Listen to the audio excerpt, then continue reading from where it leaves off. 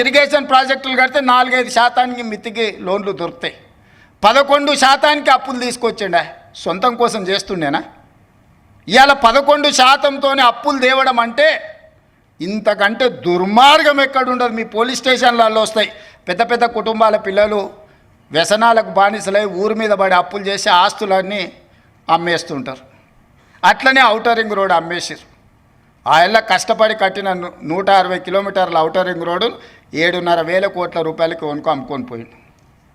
గచ్చిబౌలి, మాదాపూర్, కొండాపూర్లు ఉన్న భూములన్నీ అమ్మేసిండు. ఒకప్పుడు గ్రామాలలో శ్రీమంతులు ఉంటే వాళ్ళ పిల్లలు సరైన ప్రయోజకులు కాకపోతే ఎట్లా ఏ విధంగా అయితే ఆస్తులన్నీ అమ్ముకొని ఖర్చు పెడతారో అట్లనే తెలంగాణ రాష్ట్రంలో కూడా 10 సంవత్సరాల పరిపాలన జరిగింది. నేను వచ్చిన తర్వాత ఒక గుంట భూమి కూడా ఈ రోజు వరకు అమ్మలే. ఇవాళ నేను చేసిన అప్పు మొత్తం పాత అప్పులు కట్టనికనే చేసిన.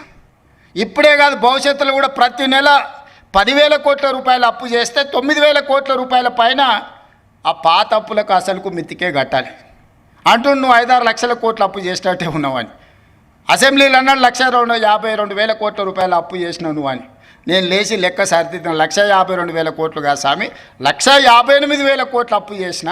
1,52,000 కోట్లు నువ్వు చేసిన అప్పులకు తప్పులకు పాయమాలు కట్టినా అని చెప్పిన. మీరందరూ మా కుటుంబ సభ్యులు. ప్రభుత్వం అంటే నేను ఒక్కనే కాదు, మనందరం కలిస్తేనే ప్రభుత్వం. మనం పాలకులం కాదు, మనం సేవకులం. మీకు ఒక రెస్పాన్సిబిలిటీ ఉంది, నాకు ఇంకొక రెస్పాన్సిబిలిటీ ఉంది. Different designation. హోంగార్డ్కి ఎట్లా బాధ్యత ఉందో, కానిస్టేబుల్కి ఎట్లుందో, హెడ్ కానిస్టేబుల్కి ఎట్లుందో, ఎస్ఐకి ఎట్లుందో, సిఐకి ఎట్లుందో, డిఎస్పీకి ఎట్లుందో, ఎస్పీకి ఎట్లుందో, అప్ టు డీజీ ర్యాంక్ వరకు ఎట్లుందో, ఎలక్టెడ్ రిప్రజెంటేటివ్ పొలిటికల్ ఎగ్జిక్యూటివ్గా మాకు ఇంకొక బాధ్యత ఉంది. కానీ మనందరం కలిస్తేనే పంచాయతీరాజ్, రెవెన్యూ, ఆర్ఎండ్బి అన్ని శాఖలు కలిస్తే, పోలీస్ శాఖ కలిస్తేనే ప్రభుత్వం.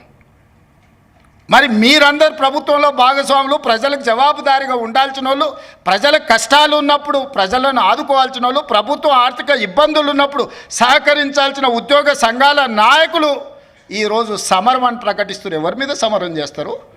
ఎవరిని మీరు ఈరోజు ఎవరిని నిందించదలుచుకున్నారు? ఎవరిని కొట్టదలుచుకున్నారు? ఎవరి మీద మీరు యుద్ధం ప్రకటిస్తున్నారని నేను సంఘాల నాయకులను అడగదలుచుకున్నా. మీకు బాధ్యత లేదా? 35 సంవత్సరాలు ప్రజలు మన జీత భత్యాలు ఇచ్చి రిటైర్ అయిపోయిన తర్వాత మనకు పెన్షన్ కూడా ఇచ్చి మన కుటుంబాలను ఆదుకుంటున్న 98% ప్రజల యొక్క పెన్షన్లు కానీ, రైతు రుణమాఫీ కానీ, రైతు భరోసా కానీ, ఉచిత కరెంటు కానీ, షాదీ ముబారక్ కానీ, కళ్యాణ లక్ష్మి కానీ, ఆర్టీసీలో ఆడబిడ్డలకు ఉచిత ప్రయాణం కానీ, ఇవన్నీ చేయాల్సిన బాధ్యత ప్రభుత్వ ఉద్యోగ సంఘాల నాయకుల మీద లేదా? ప్రజాప్రతినిధుల మీద మాత్రమే ఉన్నదా?